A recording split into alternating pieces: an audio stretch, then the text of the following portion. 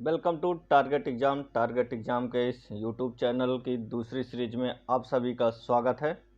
तो हम स्टार्ट करते हैं। क्वेश्चन नंबर 13 है, सिराजुद्दौला और अंग्रेज़ों ने के मध्य ने नहीं होगा, यहाँ पे के होगा, के मध्य कौन सी संधि हुई थी?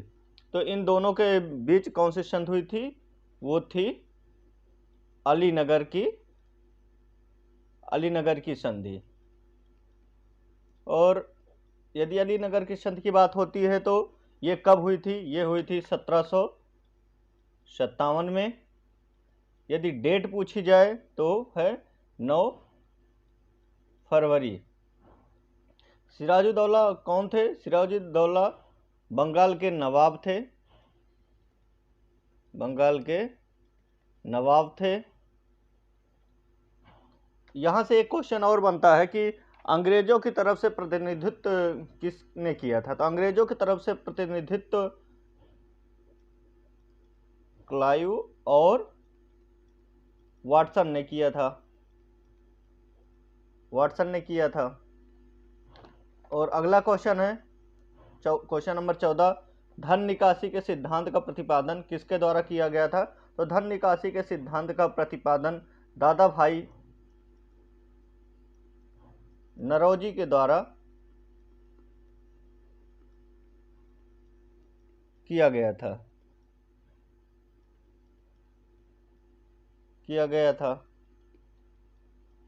यदि इनकी बात करें तो इनका दूसरा नाम एक है जो बहुत ही फेमस है और अक्सर वनडे एग्जामों में पूछा जाता है।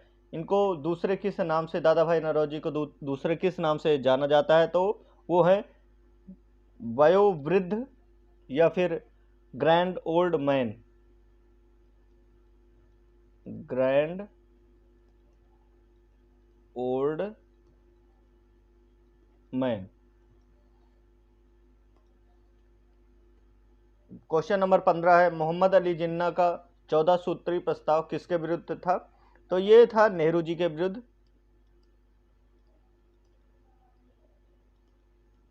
नेहरू जी के विरुद्ध। क्वेश्चन नंबर 16 है, भारत में संघ राज्य क्षेत्रों का प्रशासन किसके द्वारा होता है? तो ये होता है राष्ट्रपति द्वारा। राष्ट्रपति द्वारा किया जाता है। क्वेश्चन नंबर 17 है, जौहर सागर का निर्माण किस नदी पर किया गया है? जौहर सागर का निर्माण चंबल नदी पर किया गया है। चंबल नदी पर है। और साथ ही साथ हम जान लेते हैं चंबल नदी पर और कौन कौन से सागर या जलाशय का निर्माण किया गया है? तो वो है, पहला है राणा प्रताप सागर, पहला है, एक है राणा प्रताप सागर, और एक और ही इसी पे है जो बहुत ही फेमस है, गांधी सागर जलाशय।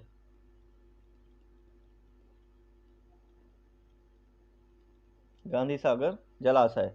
क्वेश्चन नंबर 18 है, भारतीय प्रतिभूति एवं विनिमय बोर्ड की स्थापना कब की गई थी?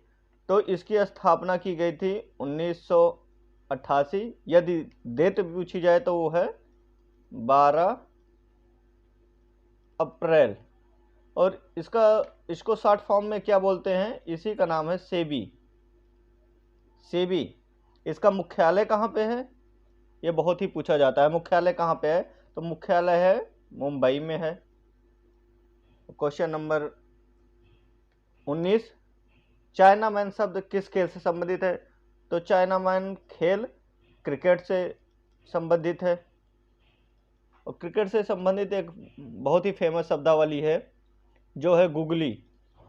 अक्सर एग्जामों में पूछा जाता है गुगली, चाइना मैन, ये किस खेल से संबंधित है? तो ये दोनों ही क्रिकेट से संबंधित है। क्वेश्चन नंबर 20 है हमारा, गीता रहस्य के रचयिता कौन है? तो गीता रहस्य के रचयिता लोकमान्य बाल गंगाधर तिलक जी हैं। लोकमान्य बाल गंगाधर तिलक जी। इस पुस्तक की रचना उन्होंने कहाँ की थी? अक्सर एग्जाम में पूछा जाता है, कभी कभी एग्जाम में पूछा जाता है गीता रहस्य किसकी रचना है, या कभी कभी ये पूछा जाता है कि गीता रहस्य पुस्तक जो लिखी गई वो बाल गंगाधर द्वारा कहाँ पे लिखी गई, तो वो जेल में थे और उस जेल का नाम था मांडले जेल। और ये कहाँ पे थी, ये थी बर्मा में।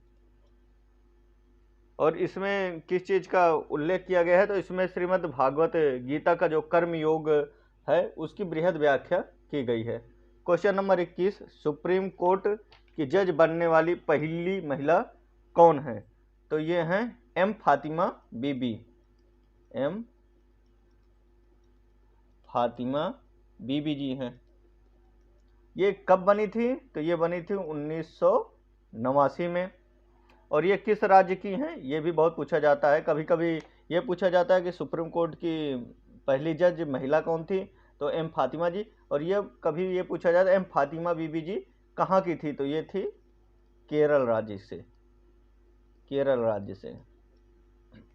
अमृतसर की संधि किसके किसके मध्य हुई थी, तो अमृतसर की संधि एक तरफ तो अंग्रेज थे और दूसरे तरफ थे रणजीत सिंह। तो अंग्रेजों और रणजीत सिंह के मध्य।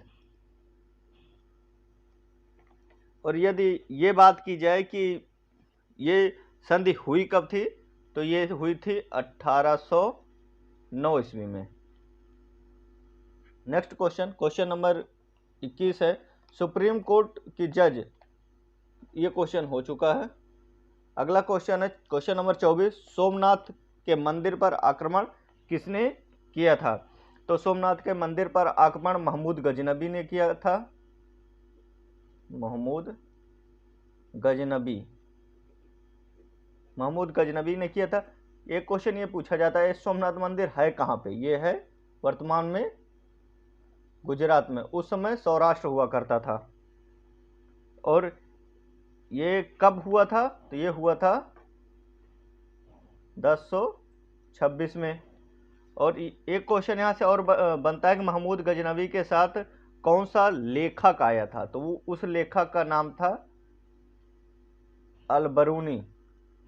या ये पूछा जाता है कि अलबरूनी किसके साथ आया था, कब आया था, या अलबरूनी की जो पुस्तक है उसका नाम क्या है, उसका नाम है तहकीके हिंद। तहकीके हिंद, जिसका अर्थ होता है भारत का इतिहास। भारत का इतिहास, इसका नाम होता है भारत का इतिहास। क्वेश्चन नंबर 25 है, हर्षवर्धन प्रत्येक 5वें वर्ष कहाँ पे धार्मिक सम्मेलन करता था, तो वो था प्रयागराज अर्थात इलाहाबाद जो हुआ करता था, अब वो फिर से प्रयागराज हो गया है। तो हर्षवर्धन प्रत्येक 5वें वर्ष प्रयागराज आता था और वहाँ पे धार्मिक सम्मेलन किया करते थे। और ये किस राजवंश के थे, ये वर्धन राजवंश के थे। इनका वंश जो था हर्षवर्धन का, ये था वर्धन राजवंश, ये वर्धन राजवंश के शासक थे। ये क्वेश्चन और यहाँ से बनता है कि हर्षवर्धन की राजधानी क्या थी, हर्षवर्धन की राजधानी थी कन्नौज। वर्तमान में ये कहाँ पे है, वर्तमान में ये यूपी में है। अगला क्वेश्चन है क्वेश्चन नंबर 26, बंग भंग आंदोलन के समय कांग्रेस का अध्यक्ष कौन था, उस समय कांग्रेस के अध्यक्ष हुआ करते थे गोपाल कृष्ण गोखले जी। गोपाल कृष्ण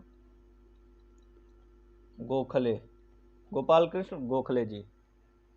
क्वेश्चन नंबर 27 है, परिसीमन आयोग का पदेन अध्यक्ष कौन होता है, तो परिसीमन आयोग का पदेन अध्यक्ष होता है मुख्य चुनाव अधिकारी। मुख्य चुनाव अधिकारी, जो मुख्य चुनाव अधिकारी होगा वही परिसीमन आयोग का अध्यक्ष भी होगा। तो अगला क्वेश्चन है क्वेश्चन नंबर 28, सार्वजनिक लेखा समिति में राज्यसभा के कितने सदस्य होते हैं, तो सबसे पहले तो सार्वजनिक लेखा समिति में कुल होते हैं टोटल 22 सदस्य। 22 में 15 2 होता है 15 और 7, जो 15 होते हैं वो होते हैं लोकसभा से, और 7 होते हैं राज्यसभा से। तो यहाँ से 2 क्वेश्चन बन गया।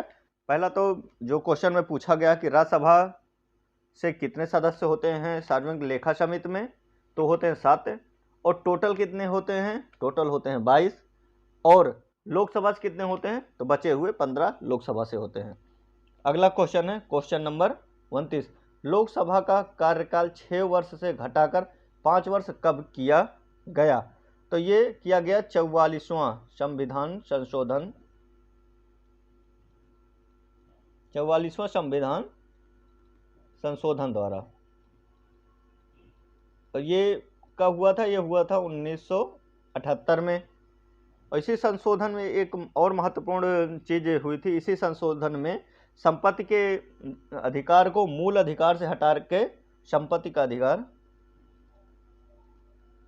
का जो अधिकार वो मूल अधिकार हुआ करता था, उसको विधिक कर दिया गया था, उसे विधिक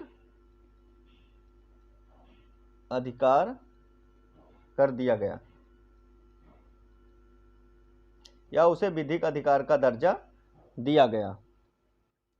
तो आज की क्लास में बस इतना ही। आप लोगों को यदि हमारी वीडियो अच्छी लगी हो तो प्लीज़ वीडियो को लाइक करें, शेयर करें और चैनल को सब्सक्राइब करें, ताकि हमारी आने वाली अगली हर वीडियो आपको मिल सके, जिससे आप अपनी तैयारी अच्छे से कर सकें। Thank you.